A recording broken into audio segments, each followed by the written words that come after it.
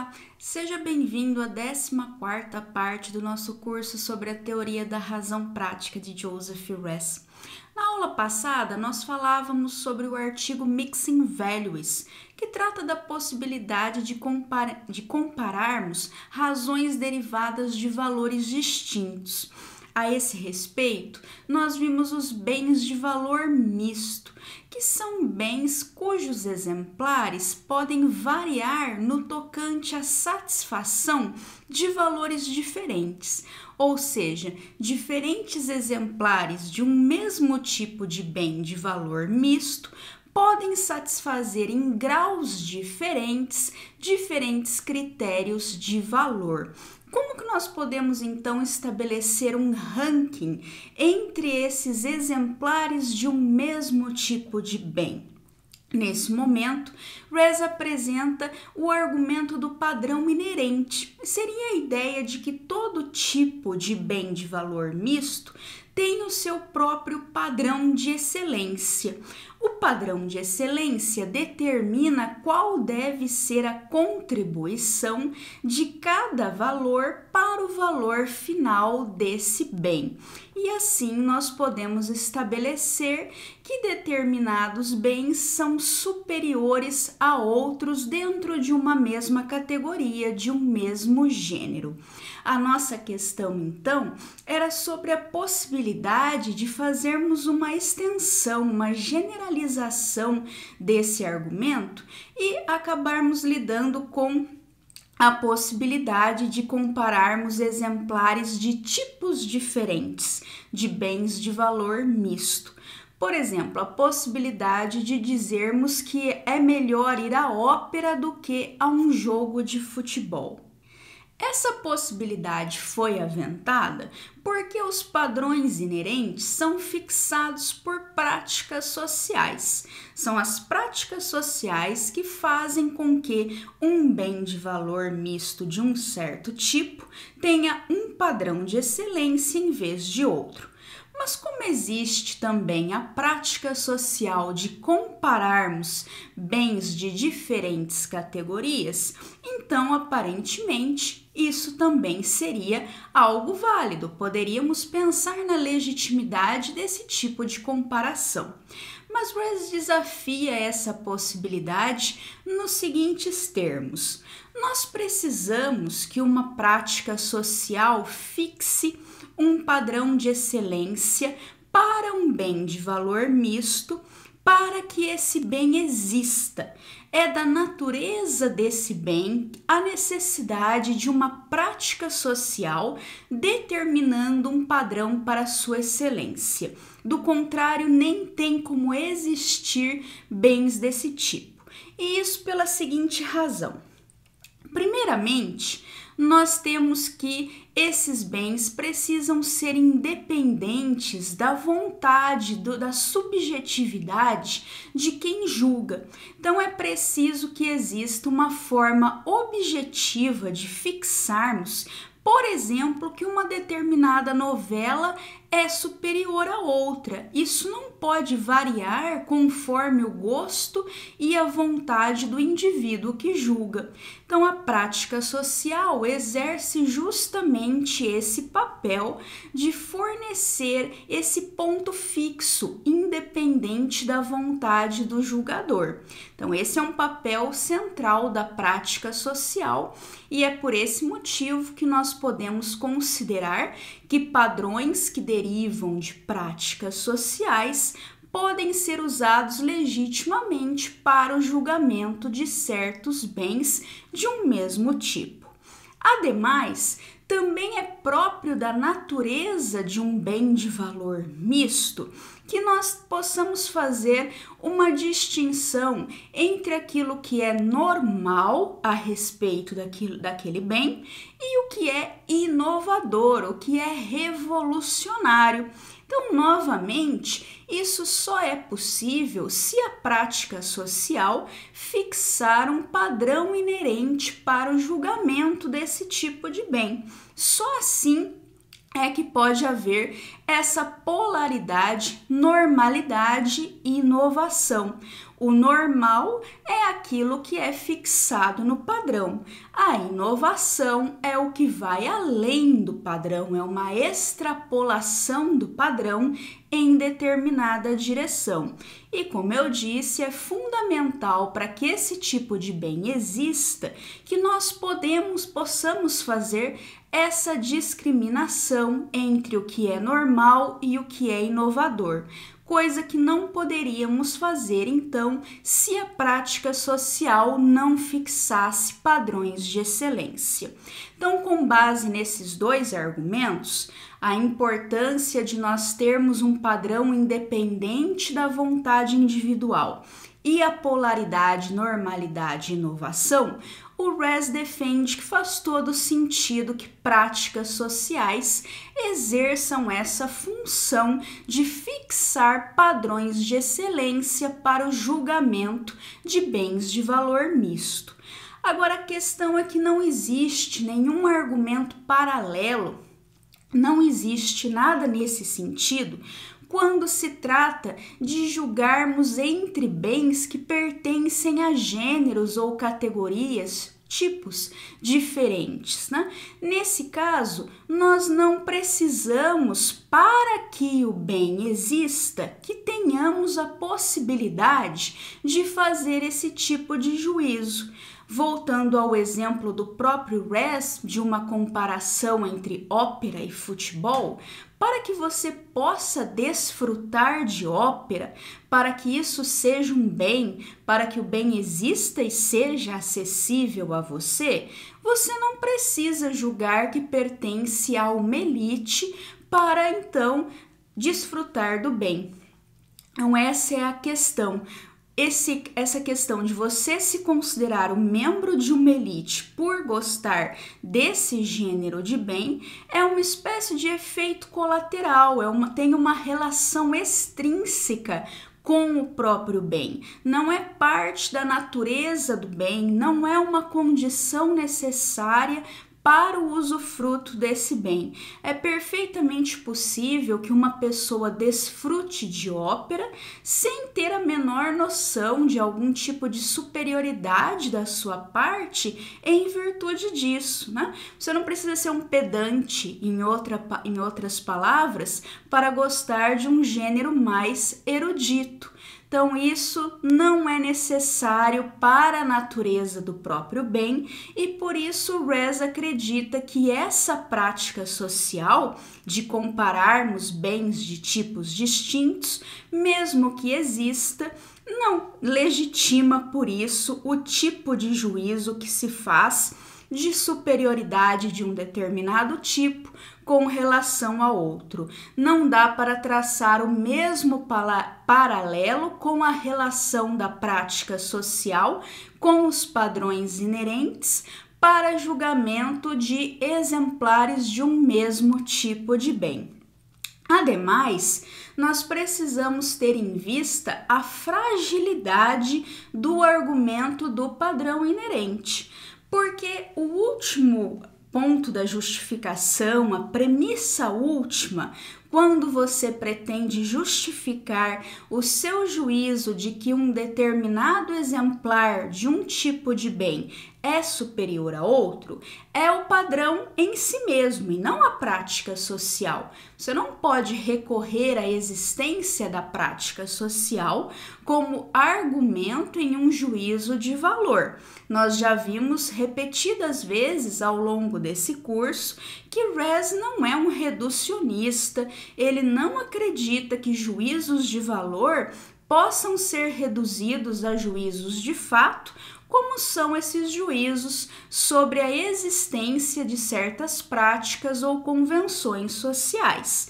Então, a prática não entra como premissa na justificativa do valor de um determinado bem em comparação com o outro. É o padrão em si que é o último recurso nessas comparações. Mas isso significa que se a pessoa é uma outsider, né? Se a pessoa não aceita esse padrão inerente, nada há a ser dito em defesa de um determinado ranking de bens daquele tipo. Então, se você nega o padrão inerente, não existe um argumento para justificarmos o próprio padrão. A prática social não serve como esse tipo de argumento, porque ela é um mero fato. Então, isso significa que o argumento do padrão inerente tem a sua utilidade, tem o seu valor para mostrarmos a possibilidade de compararmos bens que são mais fortes no tocante a diferentes valores, né? Bens que satisfazem de formas diferentes a critérios diferentes de valor. Então, existe essa possibilidade de comparação graças ao padrão inerente, mas o padrão inerente também é um argumento que tem uma série de limites, é um argumento que não pode ser generalizado para comparações de tipos diferentes e é um argumento que tem o seu limite mesmo no tocante à comparação de exemplares de um mesmo tipo de bem, porque não existe uma forma de justificarmos externamente a existência de um padrão de excelência em vez de outro. Padrões, em outras palavras, podem cair, podem ser substituídos a qualquer momento. A conclusão que Res extrai desse argumento é que se nós não tivermos um outro argumento pela comensurabilidade, ou seja, pela possibilidade de fazermos juízos comparativos entre valores distintos, nós devemos concluir que o pluralismo de valores nos leva exatamente à incomensurabilidade. Então, nós não encontramos aqui um argumento para estabelecermos a partir de uma pluralidade de valores a comensurabilidade entre esses valores.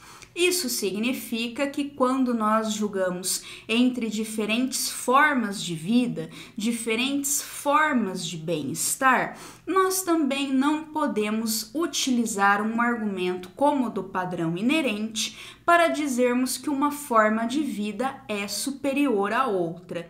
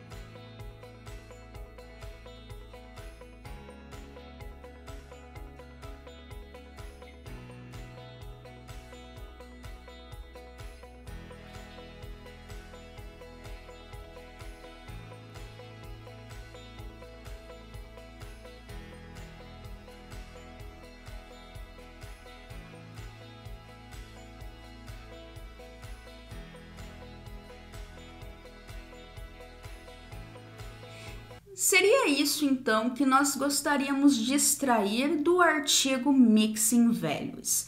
A partir de agora, nós vamos lidar com um último ponto importante para esta fase do nosso curso.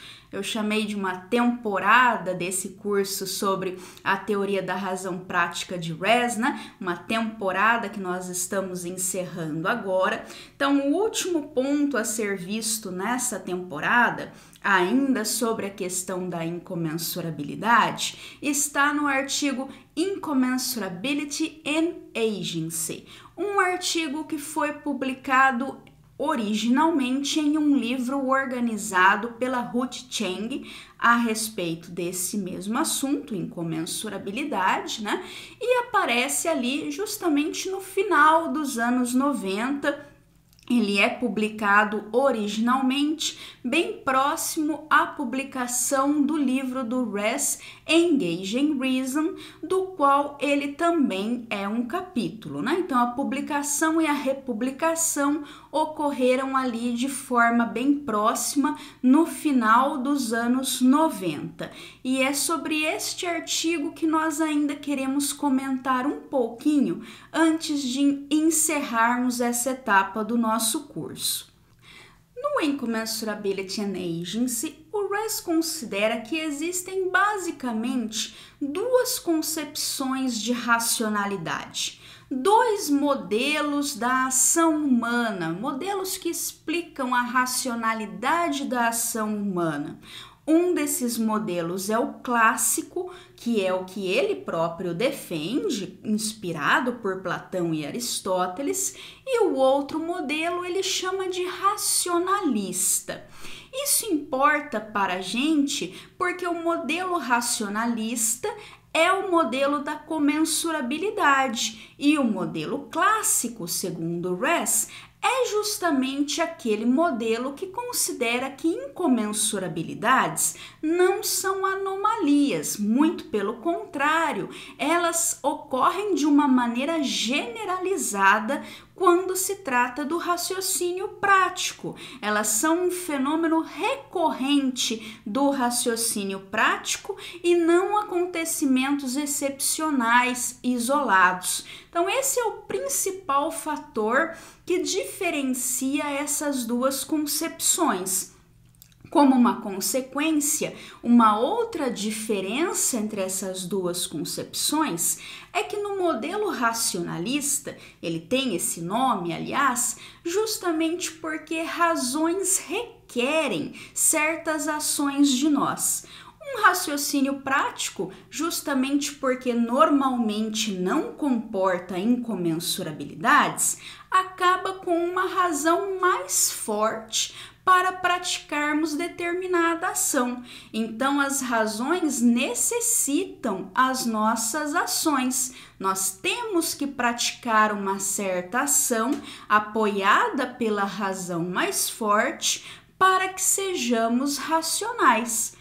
No modelo clássico, como não existe essa questão de todas as razões serem sempre comparáveis, como são admitidas as incomensurabilidades, a razão não exige certas ações de nós, ela apenas torna as ações elegíveis, inteligíveis. Então, existem razões que são adequadas, porque elas não são derrotadas por razões mais fortes, não são canceladas, não são excluídas, mas nem por isso essas razões requerem uma certa ação, porque elas podem também não derrotar outras razões adequadas. Então, nós podemos ter razões adequadas para uma ação e razões também adequadas contra essa ação. Isso significa, por fim, uma terceira diferença muito relevante entre a concepção clássica e a racionalista. Na concepção clássica, é a vontade que decide essa parada entre razões adequadas em conflito. A razão deixa dois caminhos ou mais em aberto. os dois caminhos são igualmente elegíveis, você não se torna irracional ao escolher um deles, mas você tem que escolher, você tem que decidir. E esse elemento da decisão não faz parte da racionalidade, é o elemento volitivo. Então, desejos não são razões, vontades não são razões. Isso configura o modelo clássico de racionalidade.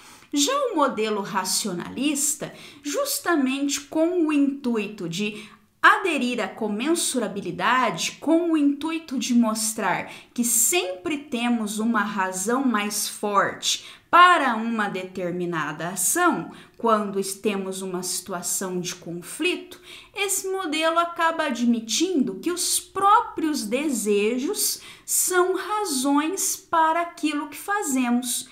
Então, essa é uma última saída para os opositores da incomensurabilidade que nós ainda investigaremos nesse finzinho do nosso curso. Quer dizer, uma possibilidade de comensurabilidade que nós estávamos examinando até agora era o argumento do padrão inerente. Uma vez que esse argumento não nos leva muito longe no estabelecimento de comensurabilidades, agora nós vamos examinar uma outra via, a via racionalista, que considera que as nossas razões são comensuráveis justamente porque os próprios desejos acabam contando como razões para a ação. Essa é uma visão, inclusive, bastante comum, né, de racionalidade hoje em dia. Quais são as razões para os nossos fins? Os nossos desejos. Tirando, então, os nossos desejos como razões para aquilo que escolhemos como fins, as razões são apenas instrumentais. Elas são os meios para a realização daquilo que desejamos. Então, nós temos razões para um certo fim, razões provenientes do nosso próprio desejo por esse fim, e nós temos também razões para realizarmos os meios que nos conduzem a esses fins, que são as chamadas razões instrumentais. Então, essa é a visão racionalista sobre a racionalidade na compreensão do Joseph Raz nesse artigo Incommensurability and Agency. E é esse modelo justamente que ele critica aqui.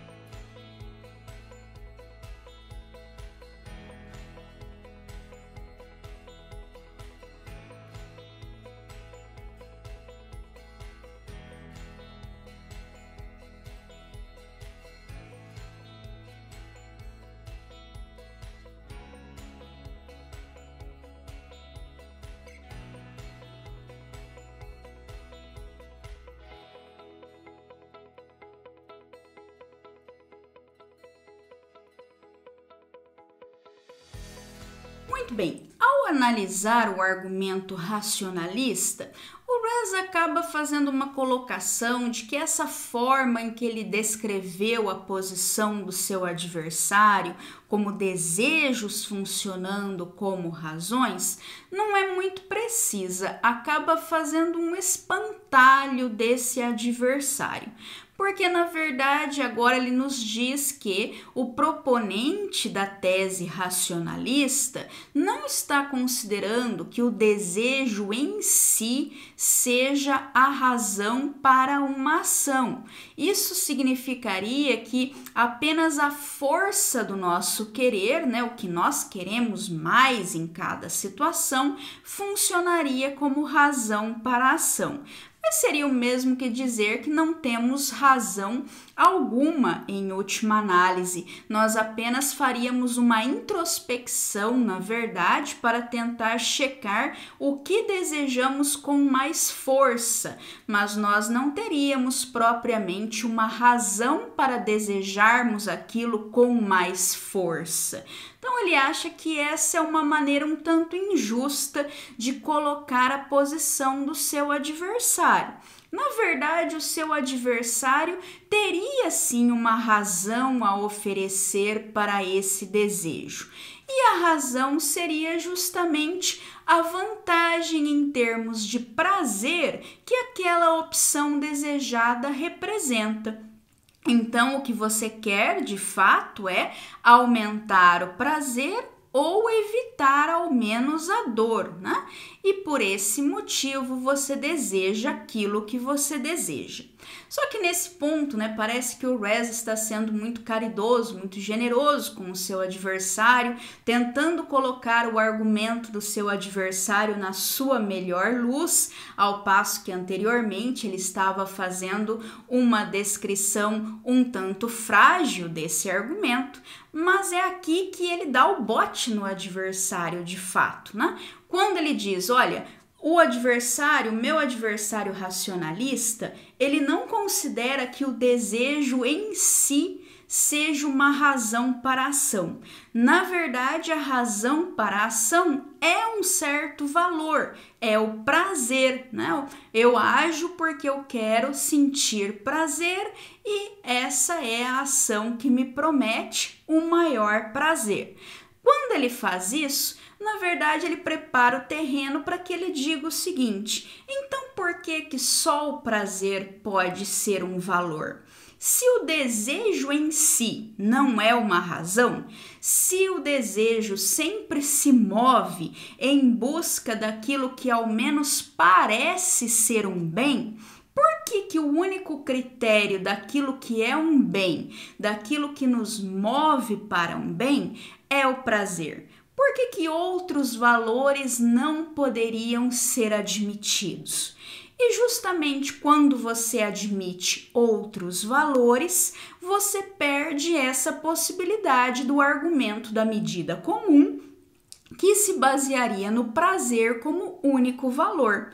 Então, aqui de novo, o Raz acaba nos mostrando que o pluralismo de valores não pode ser simplesmente excluído arbitrariamente. Nós não temos por que fixarmos, seria uma arbitrariedade se fixássemos o prazer como o único bem que podemos visar com uma ação.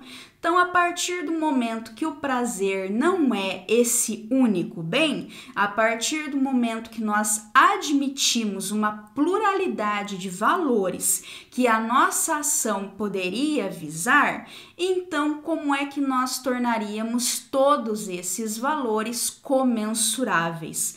O ponto da comensurabilidade era exatamente a redução ao prazer como o único valor, portanto, como a medida comum entre todas as nossas opções. E isso é que o Raz considera que não exista um argumento que sustente, né? Então, ele critica esse modelo segundo o qual arbitrariamente se considera que tudo que nós visamos com as nossas ações, com as nossas escolhas é o prazer, e se nós não agimos então pelo prazer, nós estamos agindo como um meio para futuramente atingirmos esse prazer, que seriam as razões instrumentais. Então, o Raz pretende questionar esse modelo, considerar esse modelo como uma arbitrariedade. E a partir disso, então, por exclusão, ele considera que não estabelecemos nenhum argumento a favor da comensurabilidade. Então, na verdade, a argumentação do Res a favor da incomensurabilidade é uma argumentação bastante negativa, né? Consiste em afastar os principais candidatos à comensurabilidade. Por isso, no Mixing Values, ele afasta o argumento do padrão inerente. No Incommensurability and Agency, ele afasta o argumento do prazer. Um outro ponto que ele também costuma criticar é a coerência, né? A possibilidade de que aquilo que nós buscamos em última análise com as nossas ações é formar um todo coerente, uma unificação dos nossos valores. Isso para ele também não é um valor superior. A coerência não é um valor superior a outros valores, né? Então, a partir desse momento em que não existe medida comum, a partir do momento que a unificação do nosso sistema de valores por si só não é um valor superior, a partir do momento que não existe padrão inerente, resta a incomensurabilidade. Então, não é um argumento demonstrativo, um argumento que seja conclusivo positivamente a favor da incomensurabilidade, é sempre uma maneira dialética de se colocar no debate, procurando refutar os proponentes da comensurabilidade, né? Então, nós vemos aqui que ele tem essas outras possibilidades argumentativas que, a meu ver, são mais fortes, mais promissoras do que a incomensurabilidade constitutiva que nós também analisamos em aulas recentes, né? A incomensurabilidade constitutiva, a meu ver, padece de uma crítica feita pela Ruth Chang. Parece que, em última análise, não é incomensurabilidade que você tem constituindo essas relações, mas realmente uma crença na superioridade, na maior dignidade de certas relações. Então, isso eu já analisei em aulas passadas e, na ocasião, eu já disse que aquele argumento realmente não me convenceu, porque eu achei a crítica da Chang convincente. Então, por isso eu acabei apresentando esses outros argumentos, esses argumentos dialéticos negativos, que aí sim me parece que o Res tem pontos interessantes, ainda que a argumentação dele, tendo a característica que tem, não possa ser propriamente demonstrativa, né? Então, acho que resta ao adversário, de fato, mostrar qual seria essa possibilidade de comensurabilidade. Por que a ação humana visaria um valor só? E se ela não visa um valor só, de que maneira nós poderíamos estabelecer comparações estabelecendo a superioridade de um valor sobre o outro, ou pelo menos a igualdade desses valores? Enquanto isso não for feito, parece razoável que nós admitamos que a ação humana visa uma pluralidade e que essa pluralidade muito provavelmente significa incomensurabilidade, né?